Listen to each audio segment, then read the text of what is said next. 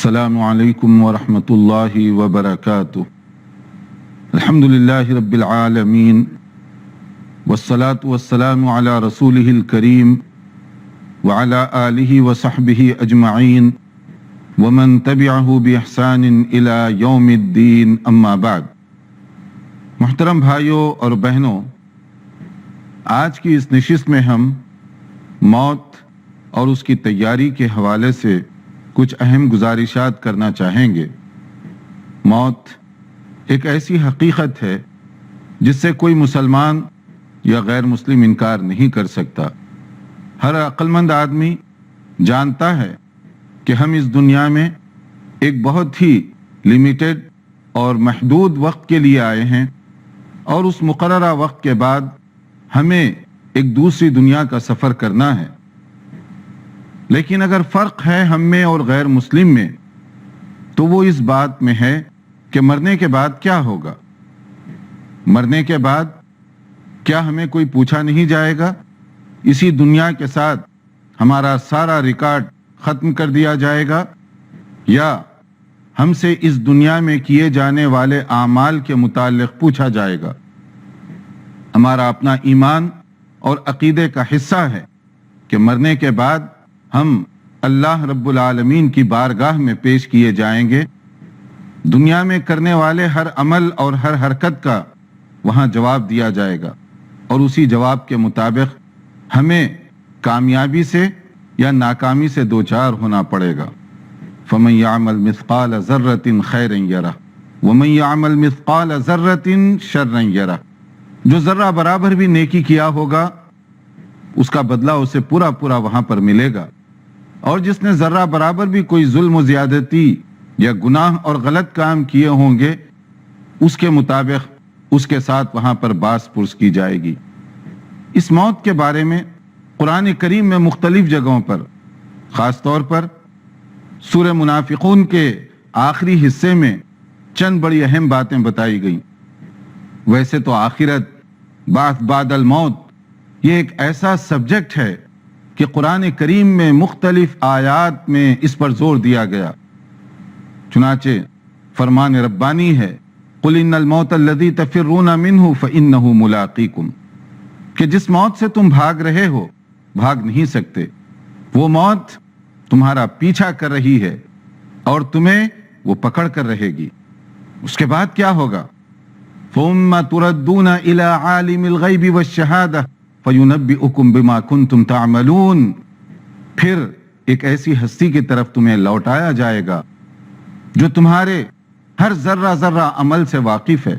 وہ عالم الغیب ہے، اس سے کوئی چیز چھپائی نہیں جا سکتی، اور پھر تمہارے اعمال کے مطابق وہ تمہارے لیے انعام کا فیصلہ کرے یا سزا کا فیصلہ کرے۔ لیکن اس موت سے تم بچ نہیں سکتے۔ فرمایا گیا، اینما تکونوا یدرککم الموت ولو کنتم فی بروج مشیدہ، جہاں کہیں بھی چلے جاؤ موت سے تم بچ نہیں سکتے، حتیٰ کہ مضبوط چٹانوں کے اندر بھی چلے جاؤ، یا تم قلعوں میں محصور ہو جاؤ، یا محلات میں اپنی زندگی بسر کرو، لیکن موت آ کر رہے گی۔ اور کب آئے گی؟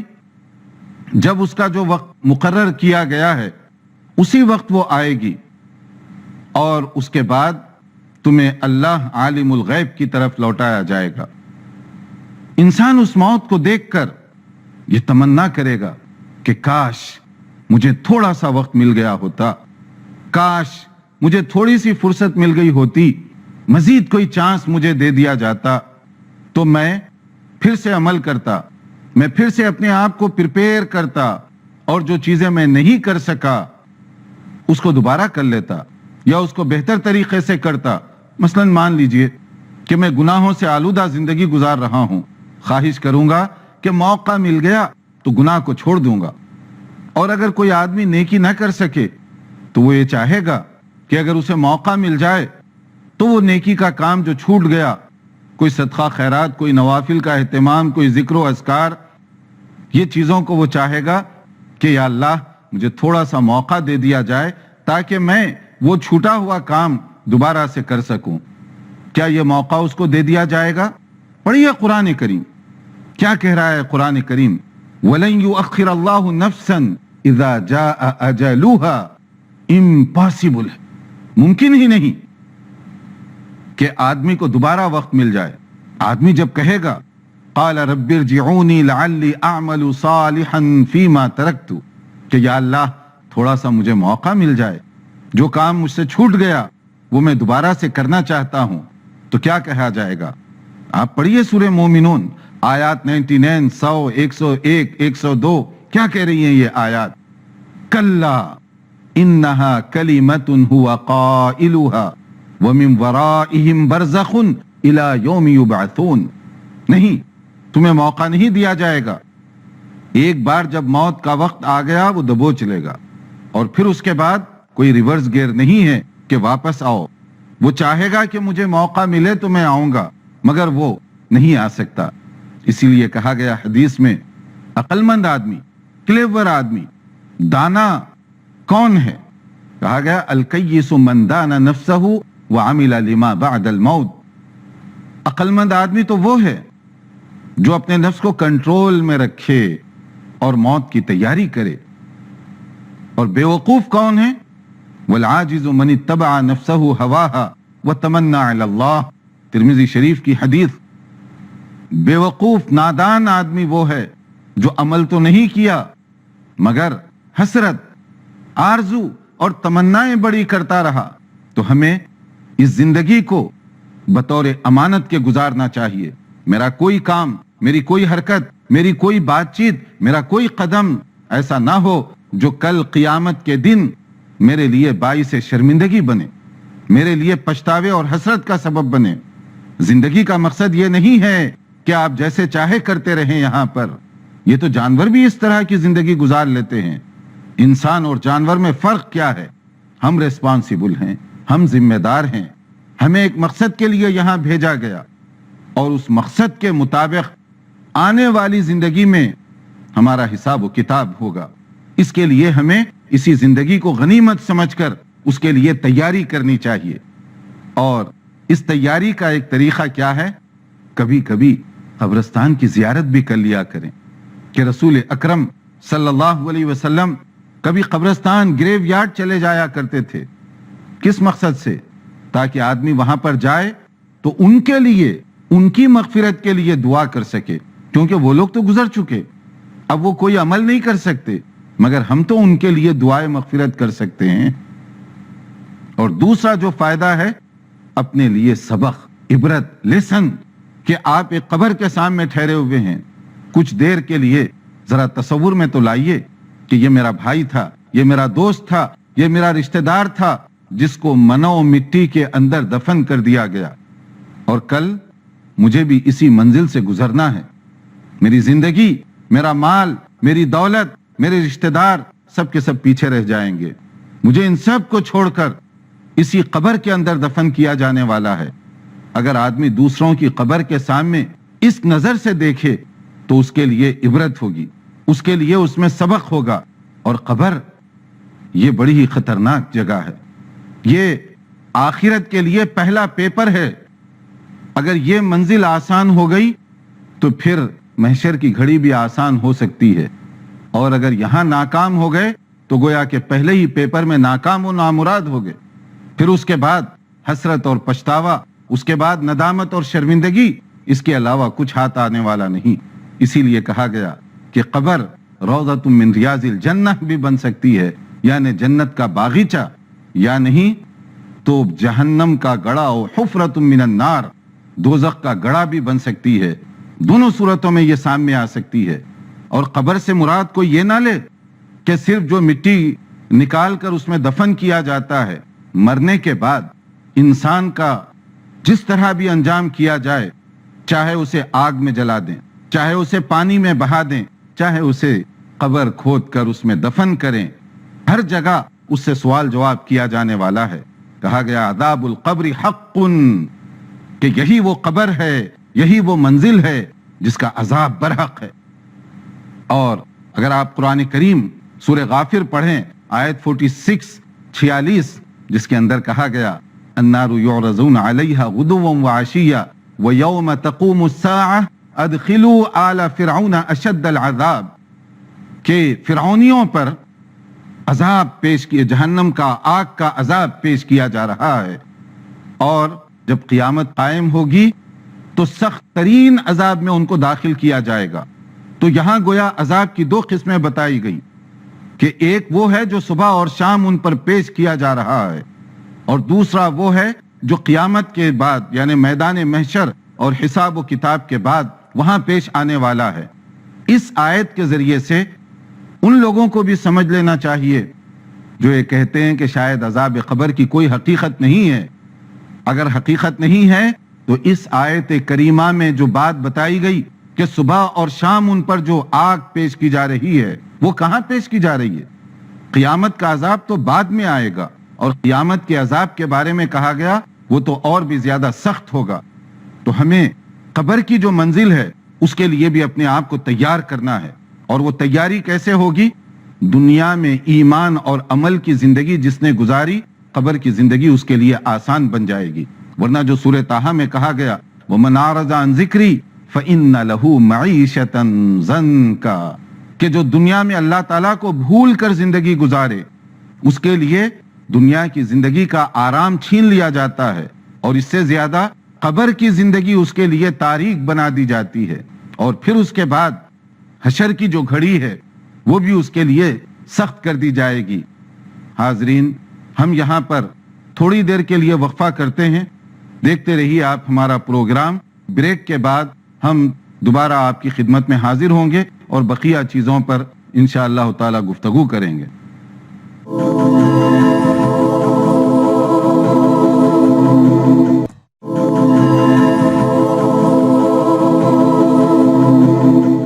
अस्सलामु अलैकुम वरहमतुल्लाहि वबरकातुहू। वक्फे के बाद दोबारा आपकी खिदमत में हाजिर हैं।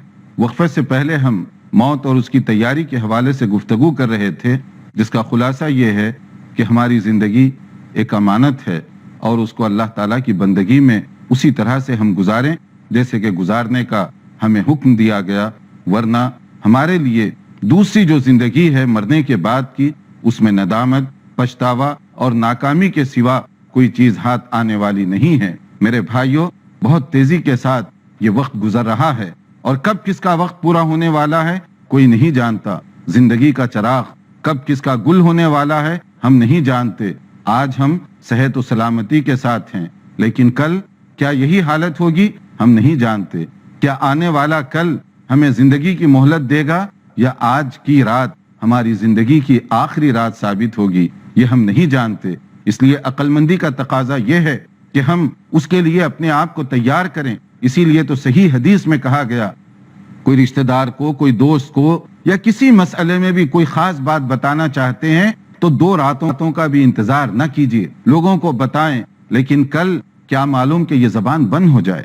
कितने लोग बड़ी सेहत और तंदुरुस्ती के आलम में बिस्तर पर जाते हैं लेकिन सुबह उठ नहीं सकते। वो रात उनकी जिंदगी की आखिरी रात साबित होती है। और कितने ऐसे लोग हैं जो अपने घर से बाहर निकलते हैं सौदा लेने के लिए, सामान लेने के लिए, मगर उनकी लाश वापस लाई जाती है, वो सेहत के साथ वापस नहीं लौटते। तो इसके लिए हदीस में बताया गया कि तुम 2 दिन का भी इंतजार ना करो। वो वसीयत आपके पास लिखी हुई होनी चाहिए। फिर उसके बाद मौत के हवाले से, अगर कोई आदमी मर्जुल मौत में मुब्तला है तो उसके लिए क्या करना चाहिए? एक तो ये कि जो उसके अक्लमंद रिश्तेदार हैं या दोस्त हैं वो उसके करीब हों, और जैसे कहा गया लकीनु मौताकुम ला इलाहा इल्लल्लाह, जो मरने के करीब है उसको जो है ला इलाहा इल्लल्लाह की तलकीन करो। तलकीन का मतलब है कि वहां एक मुनासिब आवाज से आहिस्ता आहिस्ता पढ़ते रहो। उससे ये ना कहो कि वो पढ़े, ये भी आदाब में शामिल है। इसलिए कि उस सिचुएशन में, उन हालात में आदमी किस तरह से गुजर रहा है हम नहीं जानते। हम उसे कहेंगे कि पढ़ो और वो गुस्से में है, बीमारी की तकलीफ में है, शिद्दत में है, और वो इनकार करे और कहे कि मैं नहीं मानता अल्लाह ताला को, और मौत आ जाए उसकी, तो आप उसका सबब बने ना।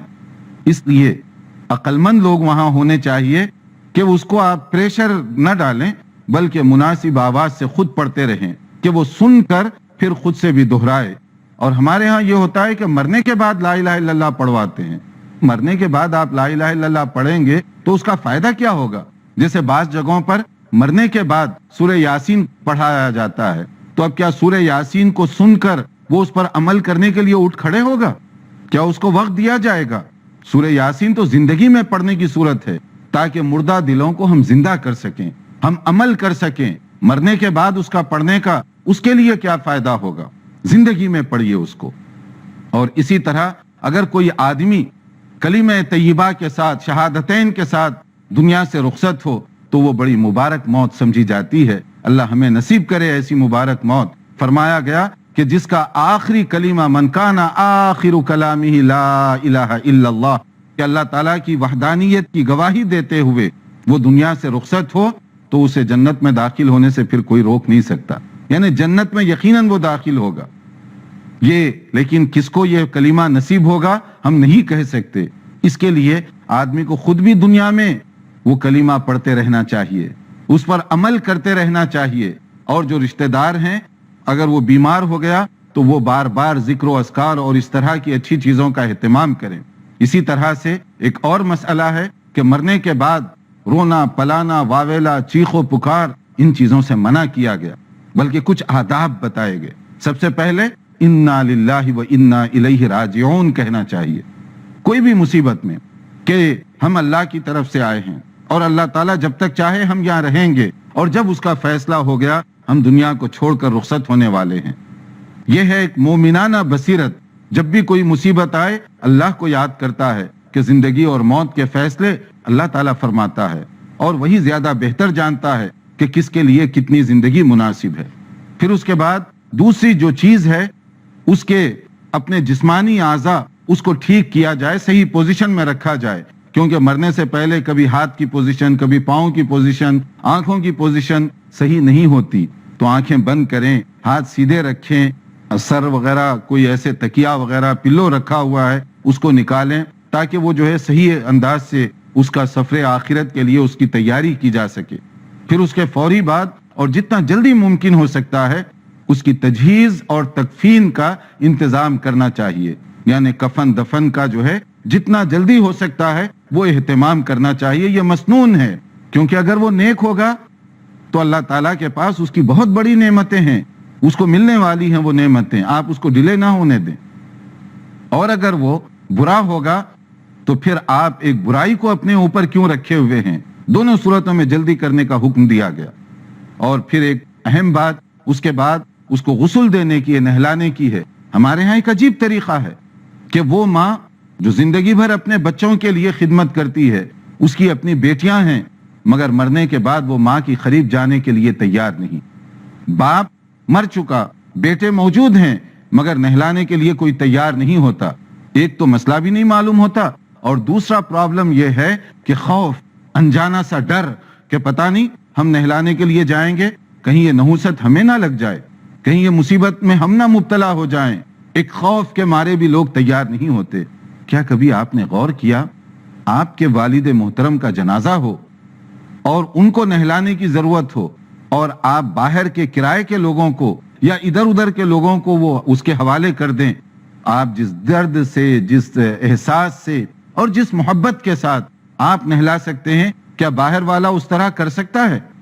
کیا باہر والے کو وہ درد ہوگا؟ کبھی بھی یہ نہیں ہو سکتا۔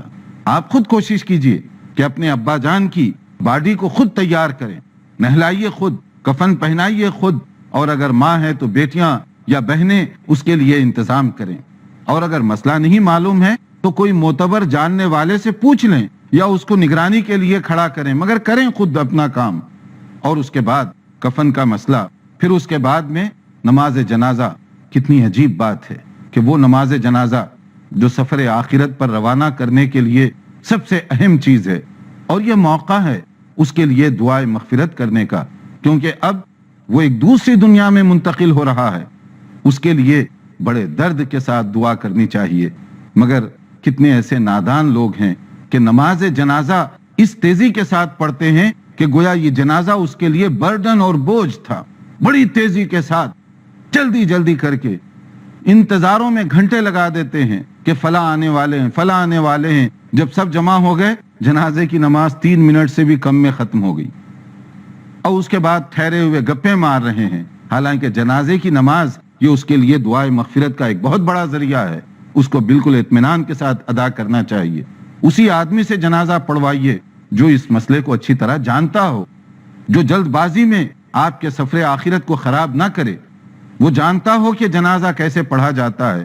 یاد کیجئے رسول اکرم صلی اللہ علیہ وسلم کو ایک موقع پر ایک صحابی کا انتقال ہو گیا تو نبی صلی اللہ علیہ وسلم نے ان کی جنازے کی نماز پڑھائی۔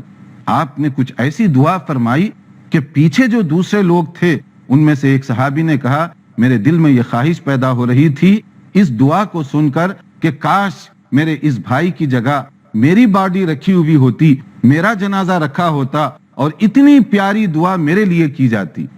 نبی صلی اللہ علیہ وسلم کی درد بھری دعا کو سن کر زندہ لوگوں کو یہ حسرت ہونے لگی کہ کاش یہ ہمیں یہ موقع دیا جاتا۔ تو آج ہماری جنازے کی نماز ایک تبرک کی نماز ہو گئی، ایک خانہ پوری کی نماز ہو گئی، اس میں اطمینان کی ضرورت ہے۔ اور اس کے بعد اسی طرح سے قبر کا مسئلہ ہے کہ یہ پہلی منزل ہے جہاں اسے پہلے 3 جو سوالات ہیں وہ کیے جانے والے ہیں کہ تمہارا رب کون ہے اور دین کے بارے میں تم کیا کہتے ہو اور رسول اکرم صلی اللہ علیہ وسلم کے بارے میں تمہارا کیا خیال ہے۔ جو مومنانہ زندگی بسر کیا ہوگا وہ آسانی سے جواب دے دے گا، یعنی پہلے پیپر میں کامیاب، اور جو مومنانہ زندگی نہ بسر کیا ہوگا وہاں ندامت، پچھتاوا، حسرت ہوگی اس کو، اور وہیں سے اس کے لیے سزا اور عذاب کی جھلکیاں اور اس کا معاملہ شروع ہوگا۔ اور اس کے ساتھ ہی 2 اہم باتیں، ایک تو یہ کہ موتا کو دیکھ کر آدمی آپے سے باہر نہ ہو جائے۔ غم ایک فطری چیز ہے، اس سے منع نہیں کیا گیا، مگر ہر چیز لمٹ میں ہونی چاہیے۔ نبی صلی اللہ علیہ وسلم نے فرمایا لیس منا من ضرب الخدود وشق الجیوب ودعا بدعوى الجاہلیہ، ایسے آدمی کا ہم سے کوئی تعلق نہیں ہے جو مرنے کی بعد یا غم کرتے ہوئے، نوحہ خوانی کرتے ہوئے اپنے گریبان پھاڑے، سینہ کوبی کرے، بال نوچے، اس کا ہم سے کوئی تعلق نہیں ہے۔ اعتدال، کنٹرول، یعنی آنسو بہانا یہ جائز ہے کیونکہ یہ فطری چیز ہے، مگر اس کے اوپر شور شرابہ، آوازیں نکالنا، بعض خواتین آپے سے باہر ہو کر عجیب عجیب باتیں کرنے لگتی ہیں، یہ ساری چیزیں درست نہیں ہیں، ان سے منع کیا گیا۔ اور دوسری چیز، مرنے کے بعد بعض رسم و رواج ہیں۔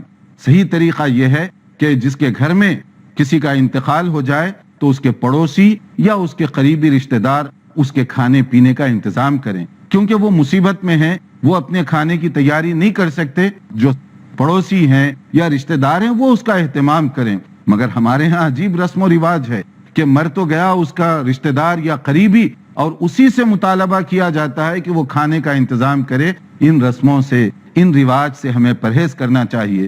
ساری گفتگو کا خلاصہ یہ ہے کہ زندگی میں ہم موت کی تیاری کریں۔ موت کی تیاری عمل کے ذریعے سے ہوتی ہے۔ اللہ تعالیٰ مجھے اور آپ کو عمل کرنے کی توفیق عطا فرمائے اور ہم سب کا خاتمہ بالخیر ہو۔ وآخر دعوانا ان الحمد للہ رب العالمین۔ السلام علیکم ورحمۃ اللہ وبرکاتہ۔